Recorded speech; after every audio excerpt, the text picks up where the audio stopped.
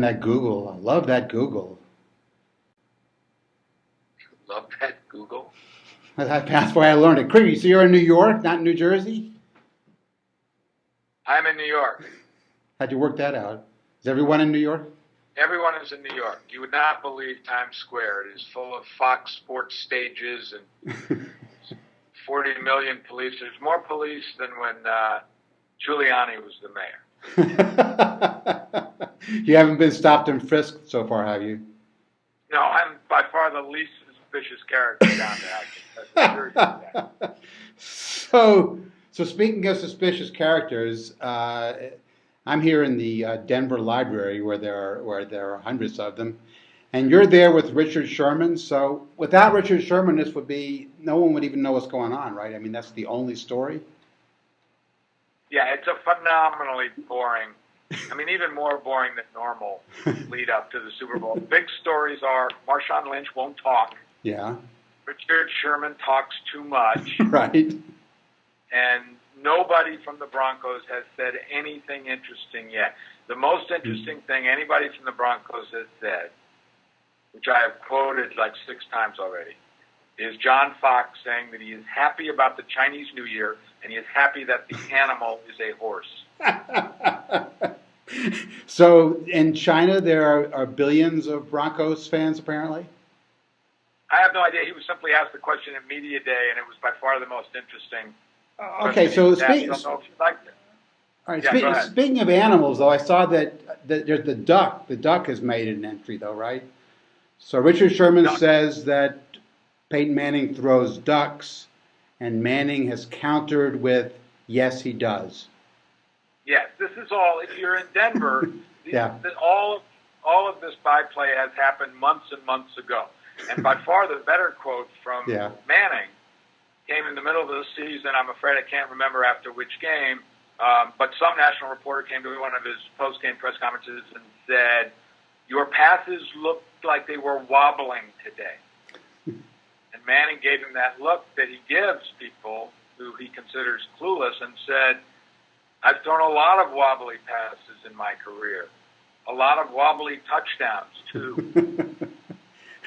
So, I mean, there's this whole narrative that is apparently new to the whole rest of the world that we are very familiar with, which is Peyton Manning had 4 surgeries on his neck 2 years ago. Yes, I heard something about that.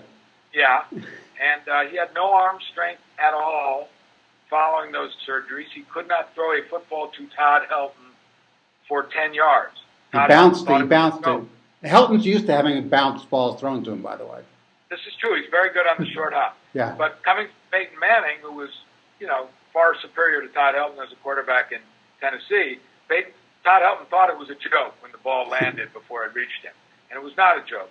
And what we've learned through various interviews during the course of this year, Peyton wasn't talking about it much last year because he was still experiencing it. But the nerve regeneration in his arm after those neck surgeries took a while. And he didn't have any feeling in his right hand for a while. He didn't have enough strength in his right arm to lean on it for a while.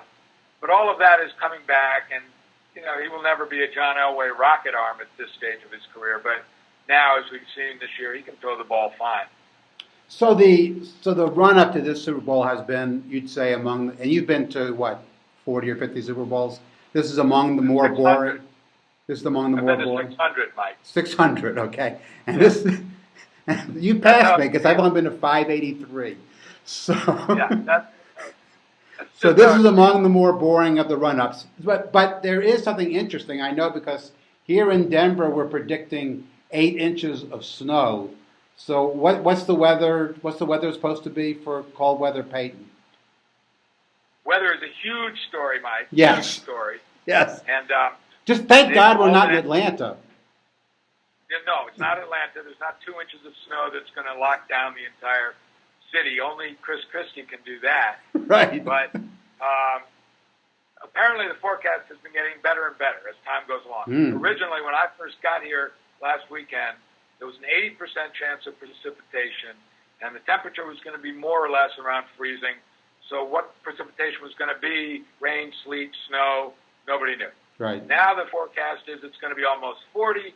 There's not going to be much, if any, precipitation. There's not going to be much, if any, wind. So it doesn't sound too bad. No, it does. It doesn't. So have you been? Speaking of Chris Christie, so have you crossed the GW at any point in this trip? We did not cross via the GW. We flew into Newark. I flew in on the team plane. Yeah. We had a 5-bus caravan with a police escort, which was really quite a thrill because the police were running Jersey commuters off the road. Which apparently Jersey commuters are kind of used to that at right. this point. So it was nothing that unusual. But no, we went to you took the Lincoln? The team hotel in Jersey. What's that? You took the Lincoln then? How did you get Holland? You took the Holland. Okay. We went to Jersey. Yes, we went to Jersey City first. Okay. Because that's where the team is staying. Right. And then Dave and I took a cab into town to the Holland Tunnel. How about coming back? Are you thinking about the GW? Just for a history. You know, I had a friend of mine who lived in Fort Lee years and years ago when I was going to Columbia. A roommate of mine lived in Fort Lee, and I have not been to Fort Lee since then, and that's a long, long time ago. And frankly, given the scouting report, I don't have any particular desire to go back. Okay, so give us what you. Let's be serious for 1 minute and give us your thoughts about what the game, what might actually happen. Who do you think's going to win? How do you think it's going to be played? Well, I am a little puzzled by the consensus that this is going to be an extremely close game, that the Seattle Seahawks are so good defensively that they will basically neutralize the best offense in the history of the National Football League. We have a guy coming on the show today who has played the game 50,000 times on computer, which, as you know, is the way it's done these days. Yes. And he has determined that Seattle wins 55% of the time. So he's predicting Seattle will win the game. I don't think that's true. I think, and I understand. I mean, it's important to take into account that I have a bias. Obviously, I've been covering the Broncos all year.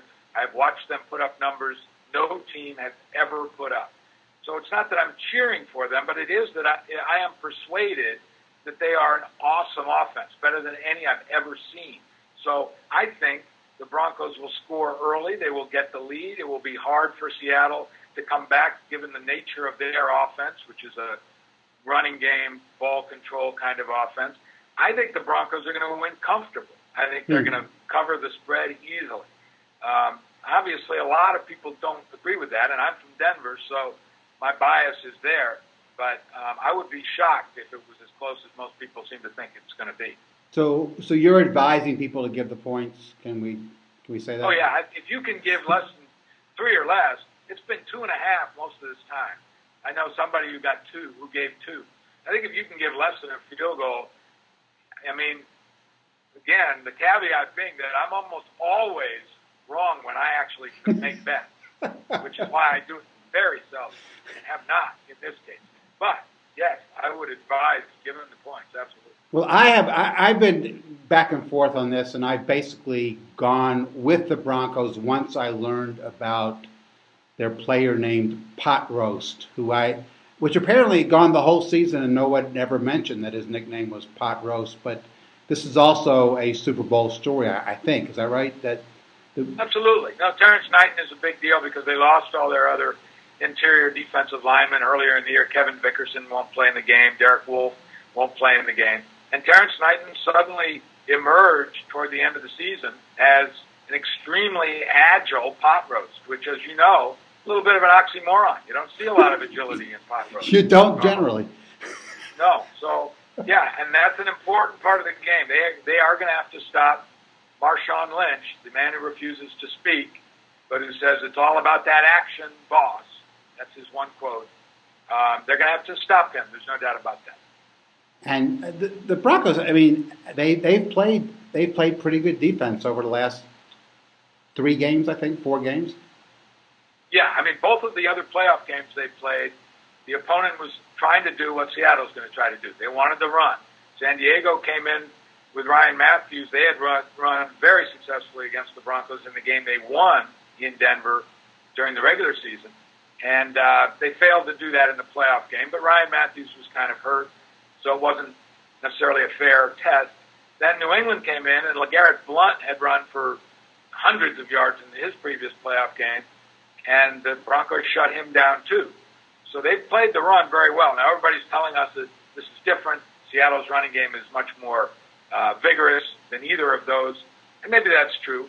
But I would not be surprised to see the Broncos shut down the running game of Seattle to the extent that they limit it to 100 yards or so. So where are you on the legacy debate? For me, it's sort of surprising to see everyone in Denver just sort of saying, hey, Manning's better than that guy, John Elway, who took us to 5 Super Bowls and won 2 of them. And like Elway doesn't, that somehow, this is shocking to me, doesn't even figure into the picture.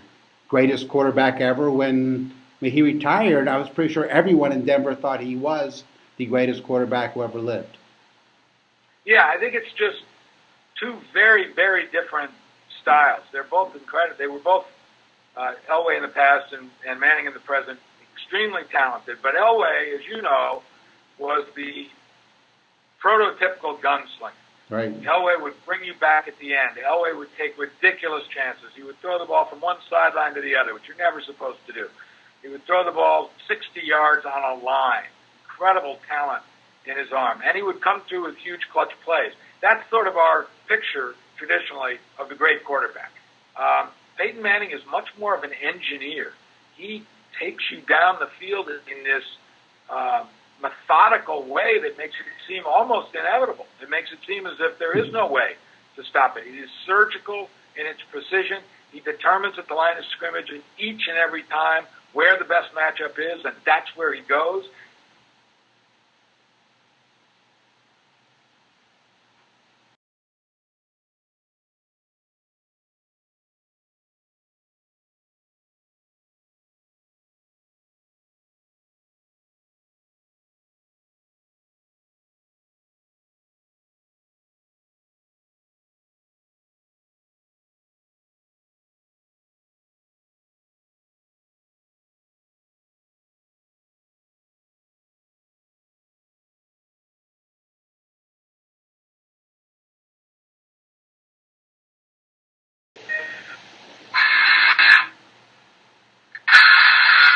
That's his ring. Hello. Dave.